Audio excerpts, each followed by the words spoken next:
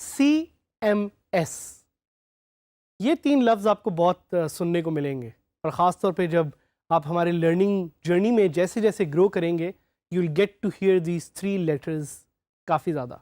CMS, तो what exactly is a CMS? A CMS is a content management system. मेरे साथ repeat करें, content, C for content, M for management, S for system. CMS is a content management system. थोड़ा सा सोचें और लिखें अपने एक पेन और पेपर पे कि कंटेंट मैनेजमेंट सिस्टम क्या हो सकता है, what exactly is a content management system. कुछ आइडियाज आ रहे हैं आपको? तो as the name says, a content management system allows you to manage content. Content क्या होता है? कंटेंट, जिस तरह के हमने पिछले एक लेसन में भी जिक्र किया, इज वो मवाद जो आपको इंटरनेट पे काफ़ी ज़्यादा नज़र आता है। It could be in form of pictures, it could be in form of videos, it could be in form of text, it could be in form of links, it could be in form of file. So CMS is a software that stores content. इसकी एक example मैं आपको देना चाहूँगा which will help you understand कि CMS exactly होता क्या। CMS को वेब इंजन भी कहा जाता है। So very good example is to think of it as a car engine. जिस तरह गाड़ी को चलाने के लिए एक इंजन होता है और काफ़ी ऐसी गाड़ियाँ इंजन में सेम इंजन इंटरनली लगा हुआ होता है, इसी तरह CMS is the engine of the web. So जिस तरह एक गाड़ी में इंजन उसकी फंक्शनैलिटी को मैनेज करता है, बेशक गाड़ी ऊपर से जैसी भी देखने में हो या जैसी भी काम करती हो, CMS is manages the engine of a particular management system. तो CMS में 2 चीज़ें होती हैं, CMS has a back end and CMS has a front end. Back end वो एरिया है जिधर से the person who is the administrator या in short admin can manage the content of that CMS, and the front end is how the CMS looks from the front. तो काफ़ी ज़्यादा websites जो आप इंटरनेट पे विजिट करते हैं, in fact more than 70% of the entire web is powered by different kinds of CMS, different kind of content management system.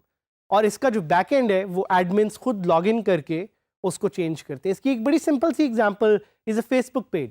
तो Facebook page अगर आप में से कुछ लोगों ने बनाया हो या विजिट किया हो, यूज़ किया हो, तो जिस तरह आप उसकी एडमिन सेटिंग्स में जाके कंटेंट अपलोड करते हैं, वैसे ही CMS के बैक एंड से जाके आप कंटेंट अपडेट कर सकते हैं और फ्रंट एंड पे वो आपके यूज़र्स को नज़र आएगा। CMS की एक बहुत ख़ास चीज़ ये है कि CMS allows you to use templates. So engine अंदर से जैसा मर्जी हो, सामने से जो गाड़ी की एक लुक होती है वही आपको नज़र आती है, वैसे ही CMS के सामने थीम्स होती हैं, CMS के सामने टेम्पलेट्स होती हैं, और वो थीम्स को चेंज करके you can change the look and feel of a website, बेशक अंदर से इंजन जैसा भी हो। तो there are many types of CMS, बहुत सारे डिफरेंट तरह के कंटेंट मैनेजमेंट सिस्टम हैं जो एग्जिस्ट करते हैं या अवेलेबल हैं। उनमें से कुछ फ्री हैं, कुछ पेड हैं। हमने ऑलरेडी डिस्कस किया कि WordPress is one of the very great examples of a CMS that is free and easy to use. And WordPress का ही ये कोर्स है और इस पर हम यही एक्सप्लोर करेंगे कि वर्डप्रेस को यूज़ करते हुए आप कैसे नई वेबसाइट्स बना सकते हैं, फंक्शनैलिटी अपडेट कर सकते हैं। But again it's important to know कि CMS की क्या ख़ास फीचर्स होती हैं। तो CMS usually has great SEO features.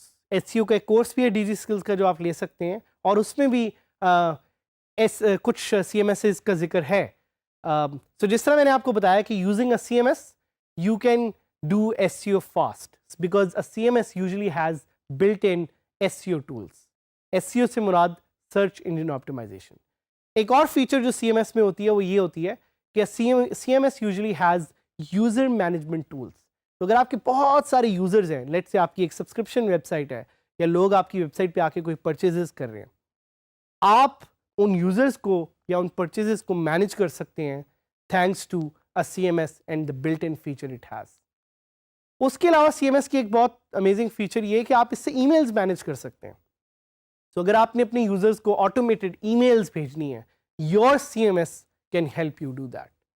CMS also usually has a support for built-in file types like HTML, file types like PDF. और एक CMS की जो सबसे ख़ास फीचर है वो ये है कि आप उस CMS को एक्सटेंड कर सकते हैं using softwares that are known as plugins. और प्लगइन्स का हमने थोड़ा सा पहले जिक्र किया भी था. इसके अलावा CMS की एक बहुत ज़बरदस्त फीचर ये है कि you can use it to track file changes. तो अगर आपकी फ़ाइल में कुछ चेंजेस हैं आप वो देख सकते हैं. उसके अलावा आप फाइल्स को वहाँ से ही एडिट करने की फंक्शनैलिटी को भी यूज़ कर सकते हैं. That's also a very big advantage of a CMS. तो आपके ज़हन में एक क्वेश्चन आएगा, is WordPress the only CMS? The short and sweet answer to that is no. WordPress is not the only CMS. But yes, WordPress is one of the best CMSs to use out there. एक और question आप पूछ सकते हैं कि why do people use CMS? भाई लोग आखिर कंटेंट मैनेजमेंट सिस्टम क्यों यूज़ करते हैं? वो इसलिए क्योंकि कंटेंट मैनेजमेंट सिस्टम को यूज़ करते हुए आप अपना काम जल्दी कर सकते हैं. So instead of creating a website from scratch, if you use a CMS, you are able to create websites in probably just a day. So people use it for ease and for comfort and for speed. और benefits क्या हैं? Let's explore some of the benefits. Benefits यही हैं कि आपको speed मिलती है, आपको security मिलती है, आपको stability मिलती है. These 3 S's are one of the key reasons why people use a CMS. But let's look at some of the cons.